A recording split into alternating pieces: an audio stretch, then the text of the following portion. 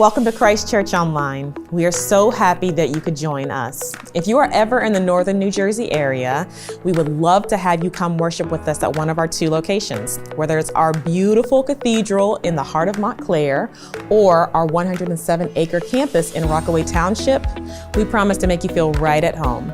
We broadcast every Sunday, so make sure you subscribe to us on our YouTube channel and follow us on social media at the handle Christ Church USA. You can also check out our website at christchurchusa.org for more information on our mission with connecting people to God and people to people. Now it's time to worship.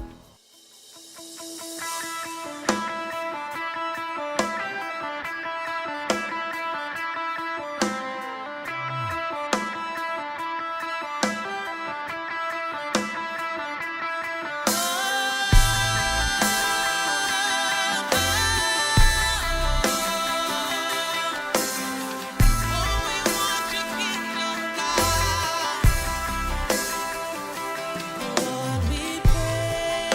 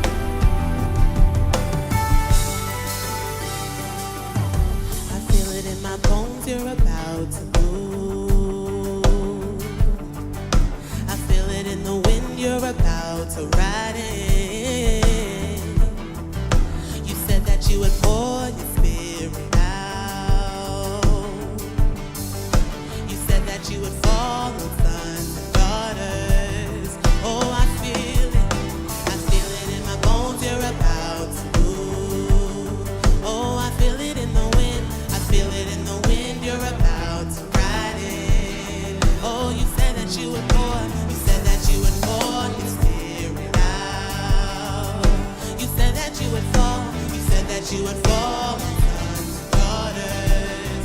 So come and like the rain, come drench us in love, and let your glory rush in like a flood. And we are fixed on this one thing, to know your goodness, see your glory. We're transformed by this one thing, to know your presence, see your beauty. Oh, come, Spirit, come.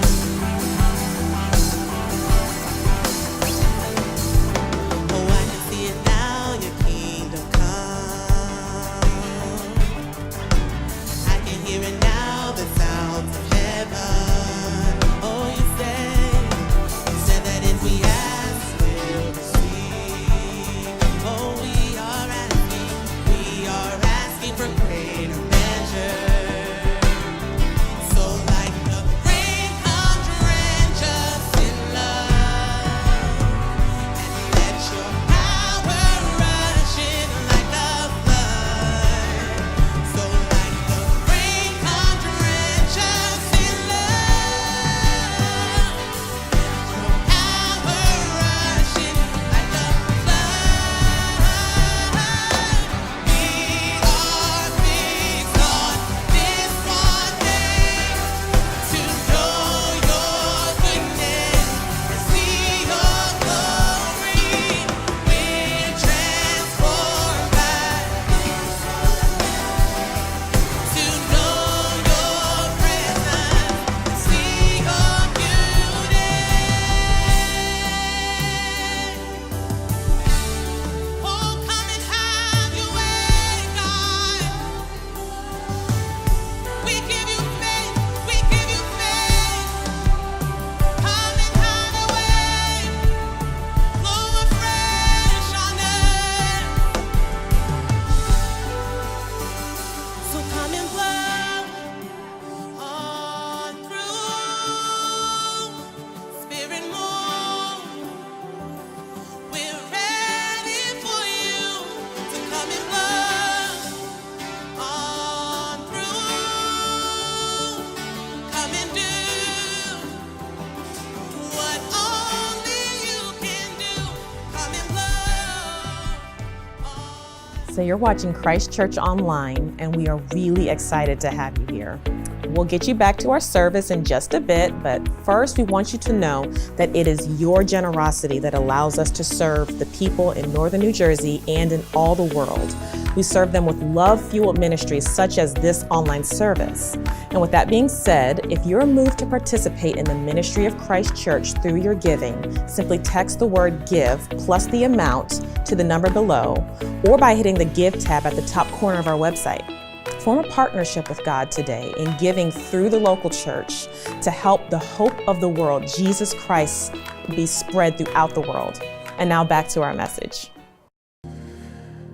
Over the course of a few weeks, we've been talking and sharing about vision, about refocusing our lives on the target that God has set for us. And oftentimes, vision without action is just a dream. And so many people in our culture today, in our world today, they're daydreaming. They're pondering and wondering what should be and what could be. Today, I want us to be equipped through the power and the value of God's word to say this. We're not just dreamers, but we're doers. That we want to see, not just hearing our vision come to pass, but seeing it come to pass. We don't want to just talk about vision, we want to see it. We want to accomplish everything that we've set our heart to do this year. So in that spirit and with that determination, I wanted to share with you on the subject, vision in motion. Say that with me. Vision in motion. Now, motion is not just speaking of forward progress or an attitude, but truly it is our focus that we are moving forward. And this is best illustrated in the book of Proverbs, chapter 4, starting at verse 25.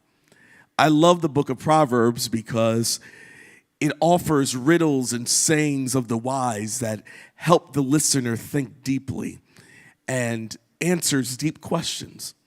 And in Proverbs chapter 4, it illustrates for us how we are to see our vision in motion. And it says the following: keep looking straight ahead without turning aside. Know where you are headed, and you will stay on solid ground. Don't make a mistake by turning to the right or the left. This is like the biblical GPS. It is telling you to stay focused. Because oftentimes in our world, with our schedules, with our calendars, we can become distracted and we can become busy, and we find ourselves year after year, season after season, setting goals, and at the end of the day, not seeing those goals accomplished. Well, 2019, we're writing a different story. We're writing a different narrative, and that does not have to be your story. It does not have to be the tale of 2019, because God has a dream for us. So the question I want to raise for us today is, how do we keep our vision in motion? Now, all of you here have received a handout, and I would like you to follow along on the back side of that handout. And it's an opportunity for you to fill in, but also to take notes, because we want you to have and be equipped with tools so that when you leave here today, you can apply it right now. Are you with me? So as you're looking at the handout, the top question is, what are some 5 ways that we can keep our vision in motion?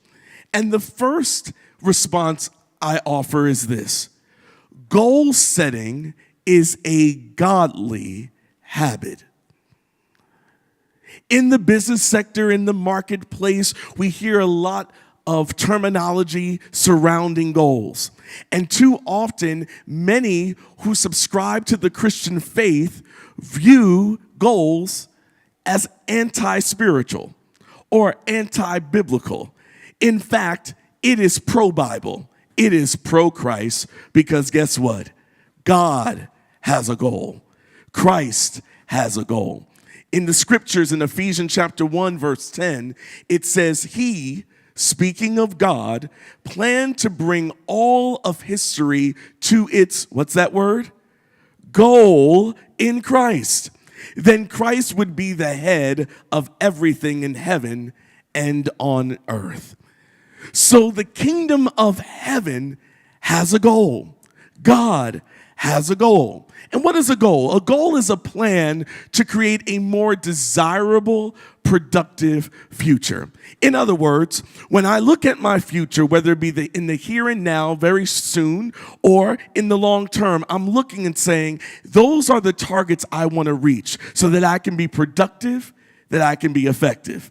So setting goals is not unspiritual. And when we set goals and when we include Him, we're including God in the process.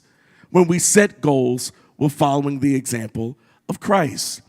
The Apostle Paul wrote this plainly in 1 Corinthians chapter 9, verse 26. He said, "So I do not run without a goal. I fight like a boxer who is hitting something, not just the air." Now, when I read this, the Apostle Paul gave illustrations about athletes, but he used here the illustration of a boxer. And if we were to watch a boxing match tonight, we don't want to see a boxer shadow boxing and not hitting his target, and all she's doing is hitting the air. In fact, that would not be an entertaining match. We want to see contact. We want to see that boxer hitting the target. Likewise in the spirit. There are goals that God has set before you for your family, for your career, for your business, for your relationships, for your family, for your relationship with Him, that He wants you to hit the target. And I don't know about you, but I don't want to go another year saying, why didn't I get that done? Why didn't this happen? Why wasn't I successful in this? In fact, I believe that this is the year of the breakthrough. I believe God's going to do something supernatural in us if only we understand first that setting goals is a godly habit. It honors God when we set goals. Do you agree with me on that? See, because when we're moving forward and we're moving vision forward and vision in motion, we must understand that God's part of the process. God has a dream for you. He's invested much in you. And like the God that we serve, He's waiting for a return on His investment. As the proverb says, let's stay focused. And there's so many things that can distract us. But the proverb reminds us, stay focused on me. Don't look to the left. Don't look to the right. Stay focused on your goals.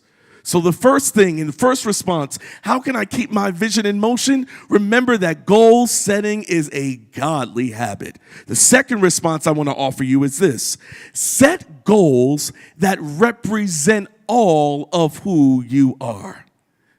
All of who you are. Represent all of who you are. You would be surprised how many people would come in your circle and they would say, well, yeah, I know such and I know such and such, but they realize over time they may not know all of who you are. We haven't always presented our whole selves to the world. And when we're setting goals in this year, we want to represent all of who we are, a holistic approach. So do me a favor. In your handout, you'll see in the center, I would like for you to open it, and you'll see 6 categories where you can set goals for this year. And those 6 categories are as follows. You'll see family and home. You'll see financial and career. You'll see spiritual and ethical. You'll see physical and health, social and cultural, and lastly, mental and educational. And in the column next to it, you'll see 2019. Then you'll see 2020. You're like, wait a minute, let me just get through 2019. But we want you to have forward thinking and bring your vision in motion. On the right-hand side, you'll see sample goals. Why do we do that? Because as a church, we want to champion what it means not only to set goals, but to accomplish them. It reminds me of the word. I just don't want to be a hearer of God's word. I want to be a doer of God's word. I want to see His word come to pass.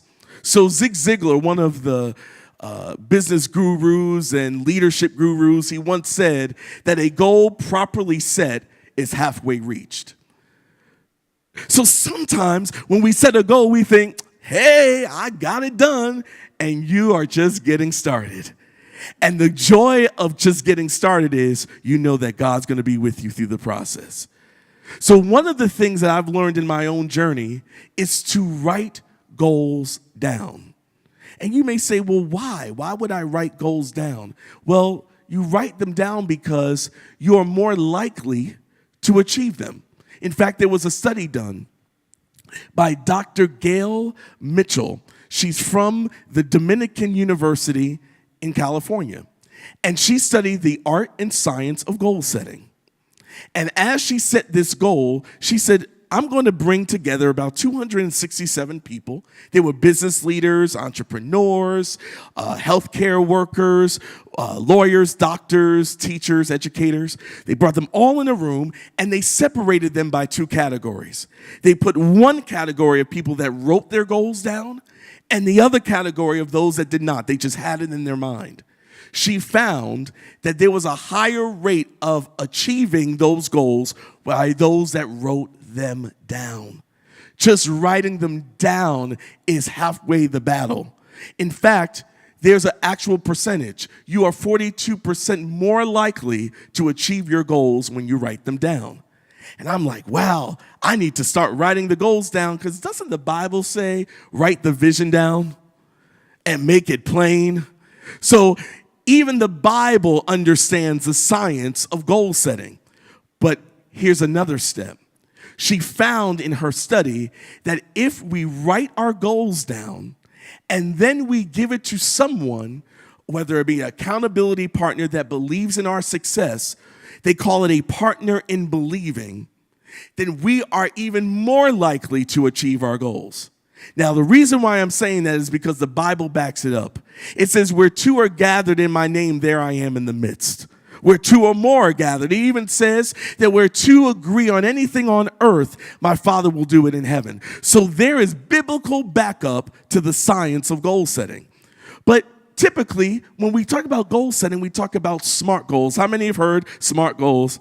Come on, if you've been around Christ Church for a while, every year in January, it's like, let's get those SMART goals ready. You know. But I'm going to put a little spin on it today, because we want to talk about not just SMART goals, but smarter goals. Smarter goals. And as we go through this, I want you to write this down, because it's going to help you reach the goals that you set for this year. The S in SMART, in the acronym SMARTER, stands for specific. Is your goal specific? Set real numbers and set real deadlines. So for example, if one of your goals is, I want to make more money, is that a specific goal? That's not specific. How much more money would you like to make? In fact, what's the purpose of you wanting to make more money? Be specific as you can be. Why? Specifics are the fuel in the engine of your goals. So as you are moving your vision forward, as vision is in motion, your goals need to have energy. It has to be specific so you can reach them. So the S stands for specific. The M in SMARTER stands for measurable. Measurable. Is your goal measurable?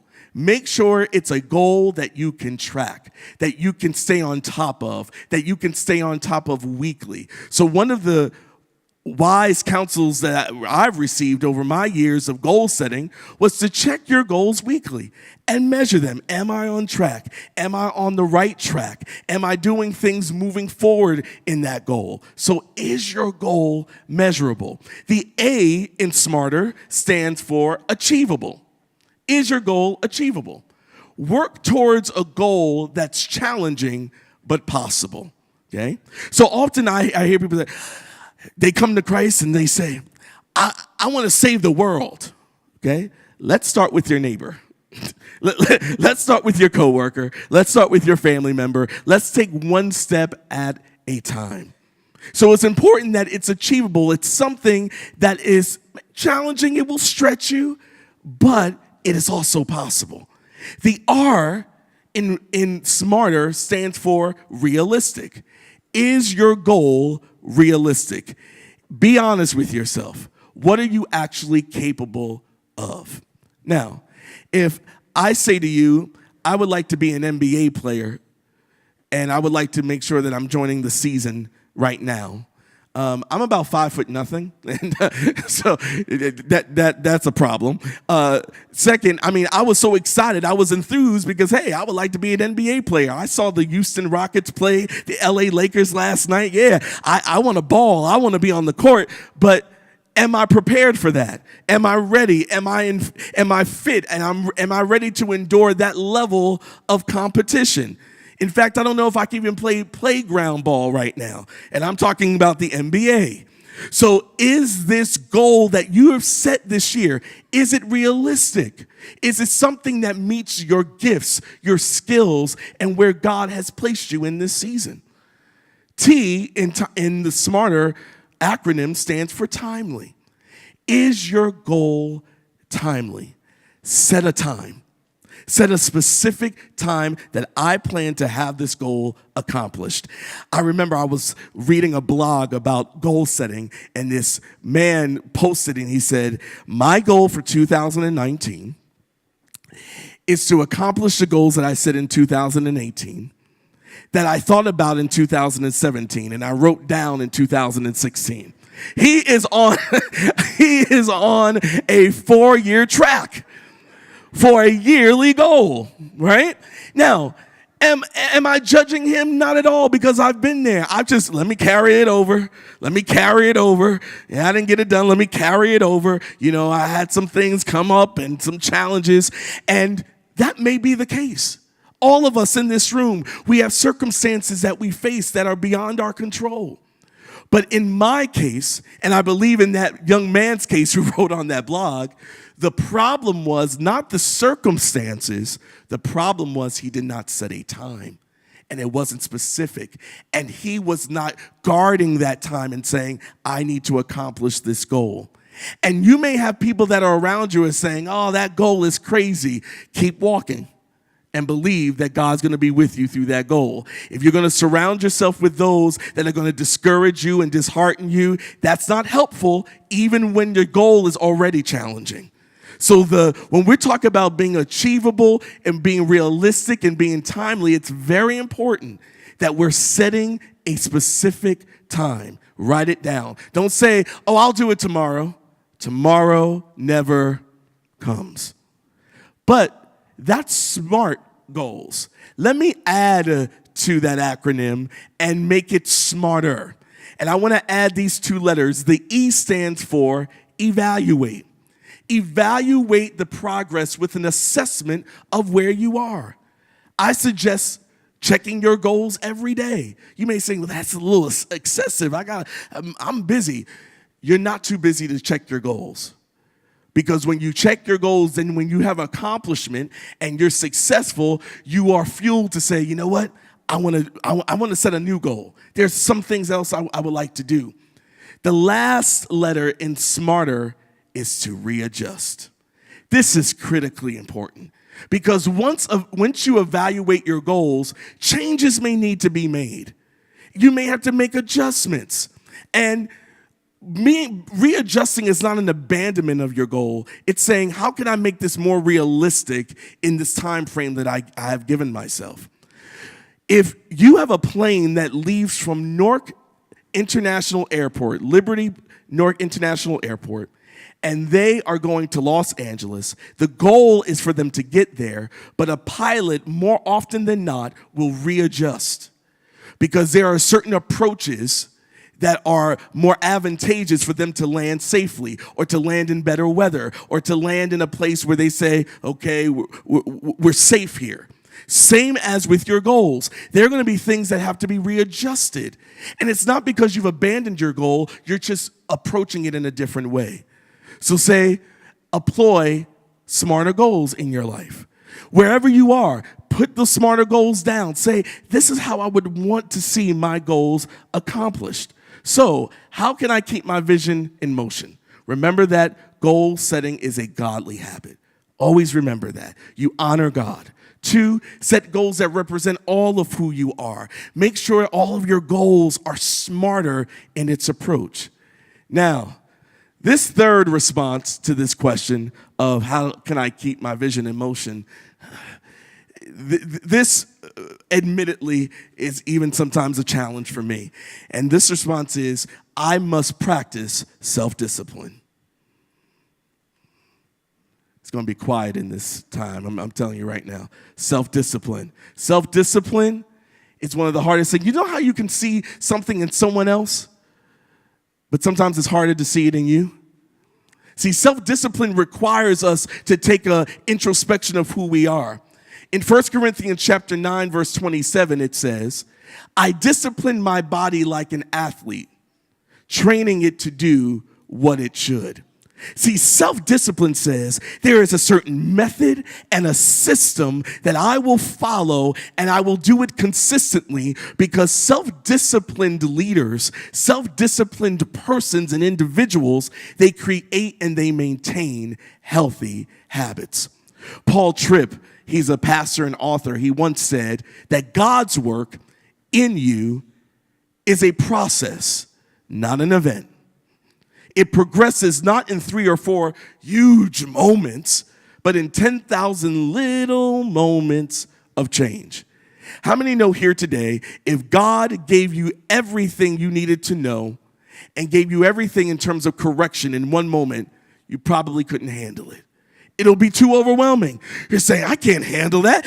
Oh, I'm in that place. God says, I'm going to order your steps. I'm going to, by step, evaluate so that you can grow. Same, if we received every blessing we've been praying for, we'll be surprised that we may not even be able to handle all of it because there's a burden of blessing. God knows our capacity. He knows our maturity. And he says, I'm going to walk you step by step.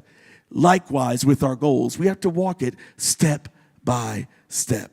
So disciplined habits provide freedom in the form of more time and more confidence.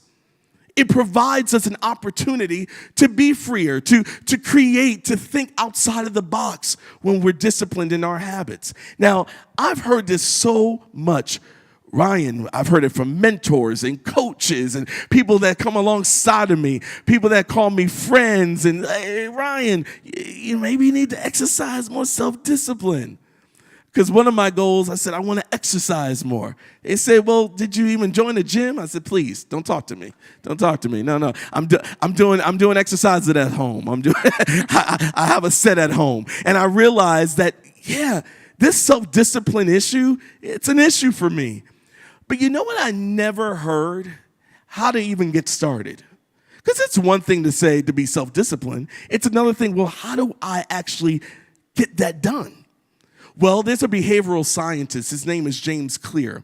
He wrote this book called Atomic Habits. And he had this diagram that he created called the habit loop. Now, may I say this came from behavioral scientists. And I want to say before we go into detail that God can use anything. And God will use anything for his glory. Oftentimes, if it's not coming directly from, is that in Ephesians? We get caught up. Sometimes God uses tools to help us grow in healthy habits. One of the tools is this habit loop, and I want to present it to you. And the habit loop helps us to grow in habit forming. The first one of this habit loop is the cue, C-U-E. It triggers the brain to initiate behavior. It's a bit of information that predicts a reward. So it's a cue. This is a trigger. Okay, if I do this, if this is a habit that I start, I can expect that reward. The second is called the craving. The craving is the second step of the habit loop. This is the motivational force behind you doing whatever you want to do, whatever the habit is. It's a motivational force. It pushes you. It's an emotional attachment. Third is the response. This is the actual habit being done. It's actually you taking a form of a thought or an action. And fourth is the reward. The rewards are the end goal of every habit. So I want you to take a photo of this, write it down, because I want to break it down a little bit. I want this to be very practical and applicable for your life. Now, I want to use an example. Your phone rings. It buzzes. That's the cue. How many know with your mobile device you hear the phone ring? Any minute of the day. Your phone buzzes. That's the cue. But when your phone buzzes and you look at it, you see a text message logo. So you know someone has texted you. The craving is you want to know, what did they text? What are they saying? So I want to check it out. Have you been one of these? Well, I want to check out what the text is. That's the craving. You want to know. You so want to know what the contents are. The response is you grab the phone and you read the text. Now the reward is, you know what they text you. Grabbing now your phone becomes associated with your phone buzzing. So every time you hear your phone buzz, you grab it and you check it out. That's when I was in a restaurant with my wife one time, we were shocked. We were eating together, talking, and all of a sudden, I don't know, I panned the restaurant. Everybody was on their phone. Literally everybody. It was a glow in the restaurant. You didn't even need any lights. It was a glow from all the mobile phones. Now, here are families, here are couples, but everyone's on their phone. Why? Because in our society, in our culture today, the cue is if you don't check your phone, you're missing out on something. Instagram, Facebook, Twitter, Spotify, Apple, all of it. I don't want to miss out. So I have to check it out. And these can form habits in our lives. Here's another one, maybe that is a little bit more relatable to some of you. You wake up. That's the cue. That's the trigger. You wake up. The craving is you want to feel more alert. The response is you drink a cup of coffee. Yeah, that's the response. You drink a cup of coffee. And the reward is you satisfy your craving to be alert. So drinking coffee becomes associated with waking up. How many people do you know that they say, I have not awoken. I have not been awake until I get my coffee. And I need my coffee. Starbucks, Dunkin', I don't care what it is, I need coffee. And now we have caused that to be attached to now I'm alert. You see how habits form? You see how this begins? So I want to break this down very quickly to say God desires for us not only to create good habits, but he wants us to break bad habits. So let me talk about creating good habits for a moment, because this is speaking of how do I practice self-discipline in my life.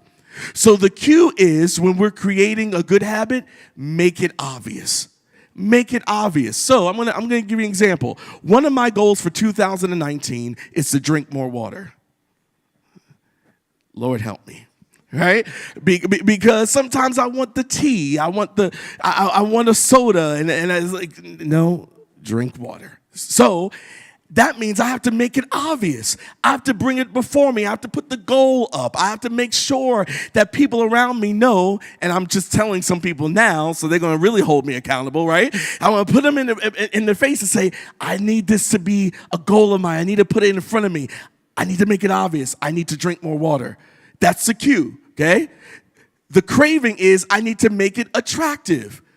So don't make drinking water a chore. Maybe put it in a water bottle or it's something creative, but it's something attractive that I want to do. The response, make it easy. So I want to make water available. You know how some people, they want to create a good habit, but they never have it all around and say, oh, well, couldn't find a water. Oh, well, got to check that tea, have to drink that soda. Make it available. Make it available to you. Lastly, the reward, make it satisfying. Put incentives behind, hey, this is a reward. I want to create this good habit. Okay, I made the step. I went from cue to craving to response to reward. And now I'm seeing the satisfaction of this good habit. But in order for us to get to good habits, we must break some bad habits. My bad habit that I'm trying to break in 2019 is to avoid sweets. Oh, donuts, cookies. Yes. So don't bring it around me. I'm trying to avoid it, right? So how do we do that? How do we do that? I'm talking about in a practical way that you can use this today. The cue is make it invisible. Don't buy Entenmann's donuts. Don't go to Dunkin' Donuts talking about I'm trying to avoid it. It's not going to happen. I have to keep it out of sight. Make it unattractive. Make it invisible. Second, the craving is make it unattractive. You know what? If I eat that, that's going to add more calories. I don't know. I need to make it unattractive. And this was actually done for me one time. I went to a restaurant, and I was looking through the menu, and there was a dish I wanted. I'm like, that's the one. It wasn't just that they had the description, they had the photo. You know how they have a photo with the description, and it's a special? You said, that's the one I want. And I pointed to it.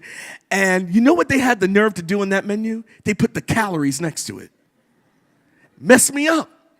Because now I'm saying, that's what I'm consuming? Give me a salad. Just give me a salad, right? It messed me up because they made it unattractive. I mean, the photo was yes, but the calories were no. So make it unattractive. The response is also to make it difficult. If you're going to break a habit, make it difficult. Don't make it easy. Make it difficult. I'm gonna cut it off. I'm not going to indulge in that.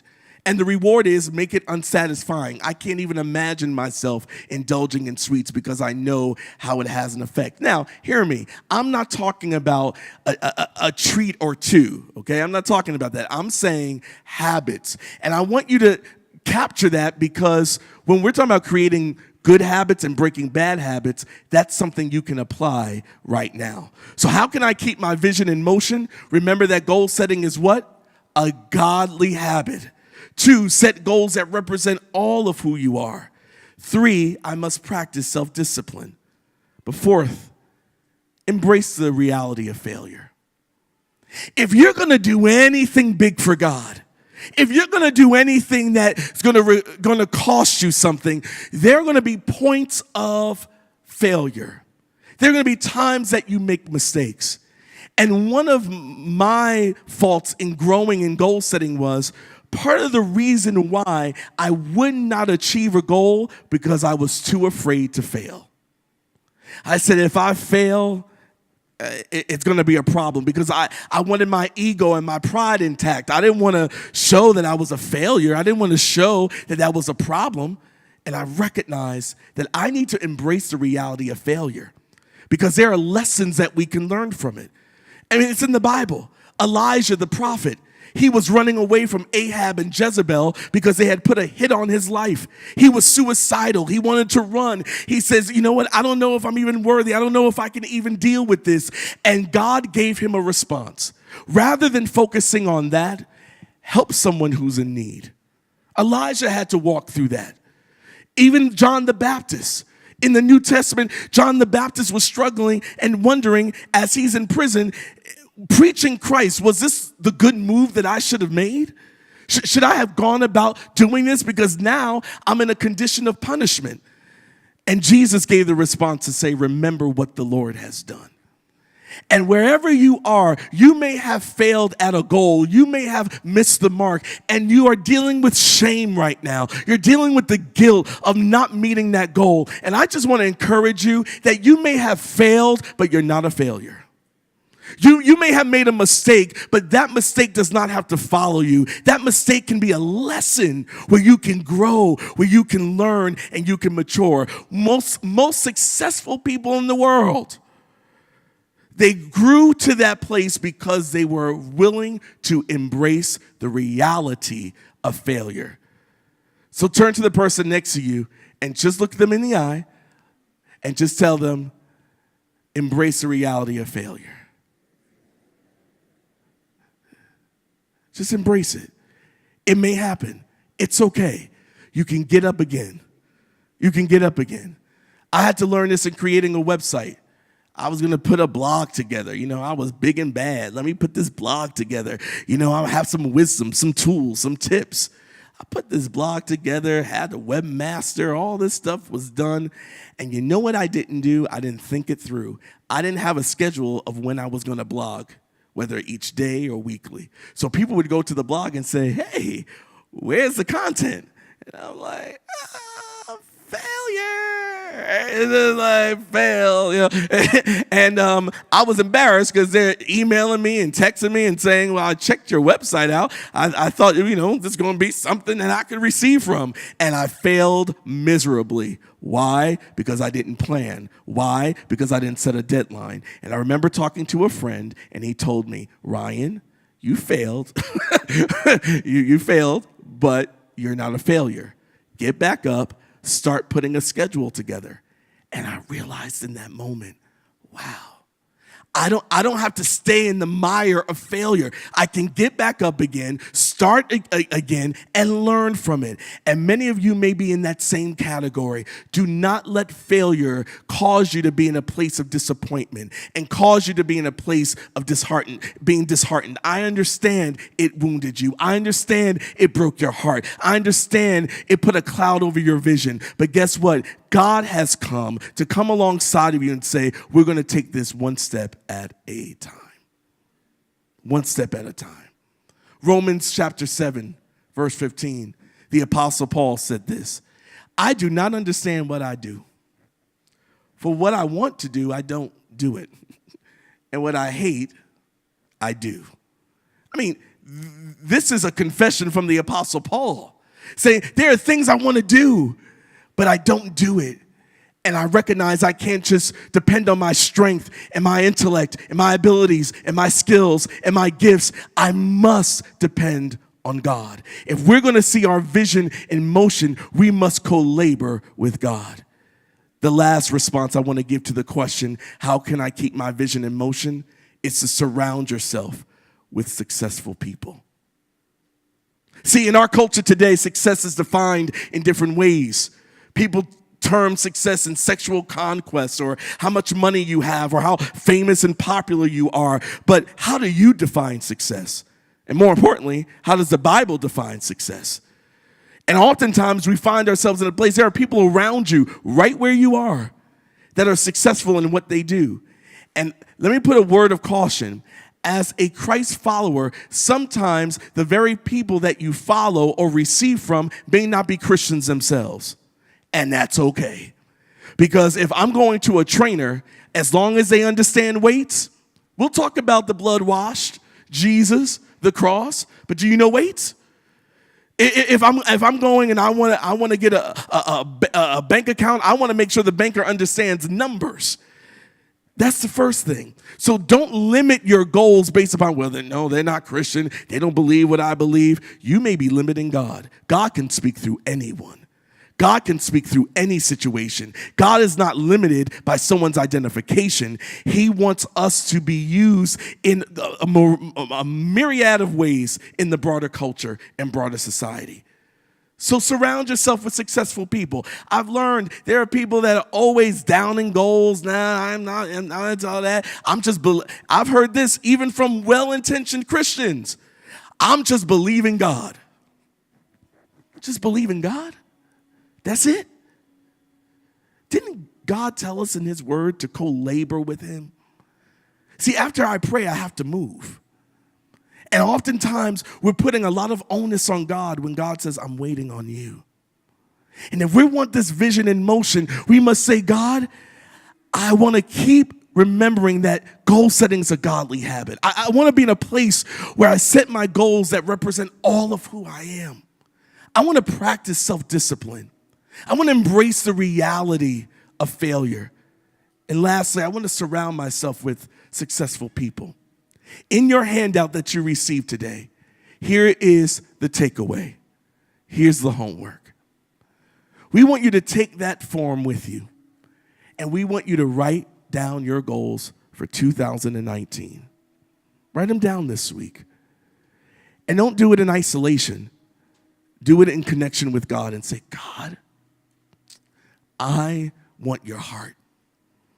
I want to fulfill everything that you've placed on the inside of me.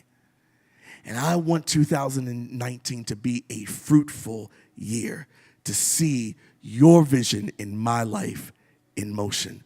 How many in this room want 2019 to be an effective year? An effective, productive, fruitful year. If you agree with me, stand to your feet all across this room. Thank you for joining us for Christ Church Online. This is the conclusion of this week's broadcast. However, make a connection with us by subscribing on our YouTube channel and on our social media at Christ Church USA. Or you can check us out at our website, christchurchusa.org. Be sure to join us next week, and we will see you soon.